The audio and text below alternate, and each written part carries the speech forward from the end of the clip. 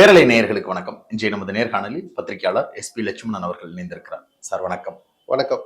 செந்தில் பாலாஜி அவர்கள் தன்னுடைய அமைச்சர் பதவியை ராஜினாமா செய்திருக்கிறார். ஏற்கனவே ஆளுநர் ராஜினாமா பண்ணணும், அது அவர் அமைச்சர் பதவியில் நீடிக்க வேண்டாம் அப்படின்றதான் சொல்லியிருந்தாரு. அது ஒரு மிகப்பெரிய அளவிற்கு சர்ச்சையாக மாறி இருந்தது. இந்த நிலையில கடந்த 8 மாதமாக பதவி வைத்து வந்த அரஸ்டாகி இருந்த போதும் இப்ப அவர் திடீரென்று தன்னுடைய பதவியை ராஜினாமா செய்கிறாரு. இதனுடைய பொலிட்டிக்கல் சென்ஸ் எப்படி புரிஞ்சுக்கிறது? இதுல 2 விஷயம் தெளிவா இருக்கு. ஒண்ணு, செந்தில் பாலாஜி சிறைக்குள் இருந்து அனுப்பிய ராஜினாமா கடிதம், முதலமைச்சருக்கு அனுப்பிய ராஜினாமா கடிதத்தை முதலமைச்சர் பரிசீலித்து முதலமைச்சர் ஆளுநருக்கு அனுப்பிய பிறகு ஆளுநர் அந்த ராஜினாமாவை ஏற்றுக்கொண்டிருக்கிறார். அது ஒரு சில மாதங்களுக்கு முன்பாக ஆளுநர் செய்த அரசியல் சேஷ்டை தவறுன்னு நம்ம போன்றவர்கள் சொன்னது நம்ம இல்லாத சொல்லல, சட்டத்துல இருக்கிறத சொன்னோம். தன்னிச்சையாக ஒரு அமைச்சரை நியமிப்பதற்கும் நீக்குவதற்கும் ஆளுநருக்கு அதிகாரம் இல்லைங்கிறது இப்போ உறுதியாயிடுச்சு. முதலமைச்சரின் பரிந்துரையை ஏற்று 12ஆம் தேதி பிப்ரவரி 12ஆம் தேதி இடப்பட்ட முதலமைச்சரின் கடிதத்தின் அடிப்படையில் அவரது வேண்டுகோளை ஏற்று அவருடைய ராஜினாமா ஏற்றுக்கொள்ளப்படுகிறது, அமைச்சரிலிருந்து விடுவிக்கப்படுகிறார். முடிஞ்சு போச்சா? சோ அந்த விஷயம் தெளிவாயிடுது. ஒரு அமைச்சரை நியமிப்பதற்கும் நீக்குவதற்கும் முதல் அதிகாரம் முதலமைச்சருக்கு தான் அப்படிங்கிறது தெளிவாயிருக்கு. செந்தில் பாலாஜியை பொறுத்த வரைக்கும் நான் அந்த நேரத்தை தவற விட்டுட்டாருன்னு பல மாதங்களுக்கு முன்பாகவே சொல்லியிருந்தேன். வீட்டுல சர்ச்சை நடந்தது, உடனே ராஜினாமா பண்ண அவசியம் இல்லைன்னு நானும் ஃபீல் பண்ணேன். என்னோட பார்வைன்னு ஒண்ணு இருக்கும்ல, அப்ப யாரெல்லாம் அமைச்சர்கள் நீடிக்க கூடாது, அவங்க வீட்டுக்குள்ள ஒரு இடியோ ஐடியோ போயிட்டு உடனே ரிசைன் பண்ணுறது தப்பு. பட் மருத்துவமனைக்கு போயிட்டு அவர் கொஞ்சம் நிஜமாகவே முடியல, அவர் நடிக்கிறாரெல்லாம் சில பேர் சொன்ன போது, தான் நிஜமாகவே பாதிக்கப்பட்டிருக்கேன்னு செந்தில் பாலாஜிக்கு தெரிஞ்ச போது மருத்துவமனையிலிருந்து சிறைக்கு போகும் முன்பாக தன்னை சந்திக்க வந்த முதலமைச்சர்கிட்டே அந்த கடிதத்தை கொடுத்திருந்தால் அதுதான் ஆப்டான நேரம்னு நான் நினைச்சிருந்தேன். ஓகே. ஆனாலும் இது பிஜேபியினுடைய அழுத்தங்களுக்கு நம்ம பணிய வேண்டான்ற ஒரு பொலிட்டிக்கல் தற்காப்பு அல்லது எதிர்ப்புணர்வா இதை காமிச்சிருந்திருக்கலாம் திமுகவோ முதலமைச்சரோ செந்தில் பாலாஜியோ கூட. இப்பயும் கூட அதை செஞ்சிருந்திருக்க முடியுமே. இல்ல, நீதிமன்றங்கள் அடுத்தடுத்து வழக்கு வரும்போது இதை ஒரு காரணமா சொல்லி சொல்லி சொல்லி அமலாக்கத்துறை ஜாமீனை மறுத்துக்கிட்டே வர்றாங்க. இது மட்டும்தான் அவர் அமைச்சராக தொடர்வதால் அதுல ஈகோவும் இருக்கலாம், நிஜமும் இருக்கலாம். அவங்க வைக்கிற வாதத்துல இது ஒரு முக்கிய வாதமாக வைக்கிற போது அந்த வாதத்தை தகர்க்கிறதுக்காகவாது இனிமேல் நம்ம இதை தொடர வேண்டாம்னு செந்தில் பாலாஜி ஒரு முடிவு எடுத்திருக்கலாம். அமைச்சராக இருந்து கொண்டு ஒரு சாட்சிகளை கலைப்பார், தன் அதிகாரத்தை தவறாக பயன்படுத்துவார் தானே சொல்றீங்க.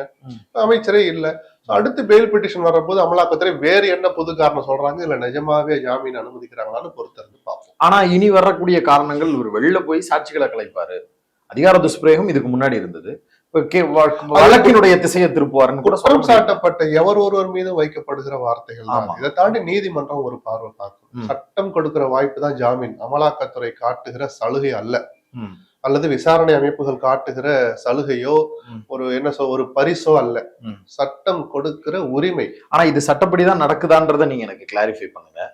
தேர்தல் நெருங்கிக்கிட்டு வருது, அவருடைய கைதே யார் யாருக்கெல்லாம் கைது நடக்குது, யார் யாருக்கெல்லாம் ரைடு வருதுங்கிறதே நம்ம பொலிட்டிக்கலா கொஸ்டின் பண்றோம். அப்ப அங்க சட்டத்தை தள்ளி வச்சுட்டு தான் சில வேலைகள் நடக்குது. இப்ப ஜாமீன் கோரிக்கையும் கூட சட்டத்தின் அடிப்படையில் வழங்கப்படுமா, இல்ல அரசியலின் காரணமாக புறக்கணி? இல்ல, அதை நம்ம நீதிமன்றத்துல அந்த விசாரணை நடக்கிற போது இது அரசியல் தலையீடு, அரசியல் காரணங்கிற வார்த்தைகளை வெளிப்படையாக சொல்லி விமர்சிப்பது தவறு. ஓகே. ஆனால் இனிமேல் ஜாமீன் மனு வர்ற போது செந்தில் பாலாஜி என்ன சொல்வார்னா, நான் இன்னைக்கும் கரூர் மாவட்ட செயலாளர், நாடாளுமன்ற தேர்தல் நெருங்கி வருது, என்னுடைய உடல்நிலையை நான் சரிப்படுத்திக்கிட்டு தேர்தல் வேலையில நான் பங்கெடுக்கணும், அது ஜனநாயக கடமை, என்னுடைய உரிமை அப்படிங்கிற வாதத்தையும் அவர் சேர்த்து வைப்பார். சாட்சிகளை கலைச்ச கண்டிஷன்ல பெயில் கொடுப்பாங்க, சாட்சிகளை கலைக்க கூடாது, விசாரணைக்கு ஏஜென்சி எப்ப கூப்பிட்டாலும் வரணும் அப்படின்னு 2-3 கண்டிஷன் போட்டாலும் இயல்பாகவே எந்த ஒரு ஜாமீனும் வரும். அந்த ஜாமீன் நிபந்தனைகளுக்கு நான் கட்டுப்படுகிறேன்னு செந்தில் பாலாஜி சொன்னால் ஜாமீன் கிடைப்பதற்கான ஒரு கூடுதல் வாய்ப்பை இந்த ராஜினாமா ஏற்படுத்தி கொடுத்திருக்கு. இப்சன் பல்ஸ் 1000 இருக்கு, நீதிபதியினுடைய பார்வை தான் நம்ம கவனிக்க வேண்டிய விஷயம். அப்படி வெளியில வந்துதான் தேர்தல் வியூகங்கள் வகுக்கிறதுக்கு உண்டான சூழலும் நெருக்கடியும் இருக்கா திமுக? இல்லையே, கரூர் மாவட்ட செயலராக இருக்கிற செந்தில் பாலாஜி கரூர் பாராளுமன்ற தொகுதியை தான் ஜெயிச்சு கொடுக்கணும்ன்ற ஒரு கட்டாயம் இருக்குல்ல, ஒரு கடமை இருக்குல்ல, குறைஞ்சபட்ச குறைஞ்சபட்ச கடமை பொறுப்புங்கிறது ஒரு மாவட்ட செயலருக்கு அதான சார் இருக்க முடியும். இன்னைக்கு ஒரு எம்எல்ஏ இல்லையா, மாவட்ட செயலாளர், ஆளுங்கட்சி, தேர்தல் நடக்குது, நான் ஜெயிக்க வைக்கணுமா வேண்டாமா, நான் ஏன் சிறையில இருக்கணும், இத்தனை மாசம் இருந்துட்டேன், உங்க ஈகோ, அமலாக்கத்துடைய ஈகோ முடிஞ்சு போச்சு, சோ என்ன ஜாமீன்ல ஒழுங்கு கேட்கிற ரைட்ஸ் இருக்குல்ல. பிஜேபி வந்துதான் வியூகம் வகுக்கணுங்கிற வார்த்தை பெரிய வார்த்தை. பட் செந்தில் பாலாஜி தேர்தல் வேலைகள்ல கில்லாடிதான். ம். கோயம்புத்தூருக்கு பொறுப்பு அமைச்சரா இருந்த போதா கரூர்ல கோயம்புத்தூர்ல 95% இடங்கள்ல உள்ளாட்சி தேர்தலில் வெற்றியை பெற்றுக் கொடுத்தார். ம். அப்படிப்பட்டவர் மேல பிஜேபி இன்னமும் ஒரு அரசியல் பார்வை பார்த்தால் மறைமுகமாக ஒரு அழுத்தம் கொடுத்து ஒரு உள்ளேயே இருக்கட்டும் கூட அவங்க சில கணக்கு போடலாம். நான் Okay. திரும்பவும் சொல்றேன், 1000 அரசியல் கணக்குகள் திமுகவுக்கு இருக்கலாம், பிஜேபிக்கு இருக்கலாம், செந்தில் பாலாஜிக்கு இருக்கலாம். ம்.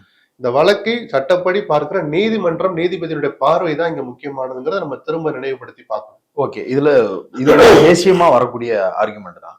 பிஜேபி ஒரு டீல் கொடுக்குறாங்க, பிஜேபிக்கு அந்த டீல் ஓகே சொன்னதுனால அவர் இப்ப ராஜினாமா பண்றாரு. இல்ல, இந்த அப்படின்னு. மாதிரி கேள்விகளை நான் ரசிக்கவும் மாட்டேன், நான் பதிலும் சொல்ல மாட்டேன். ம். பேசியத்துக்குன்னு ஒரு எல்லை இருக்கு. ம்.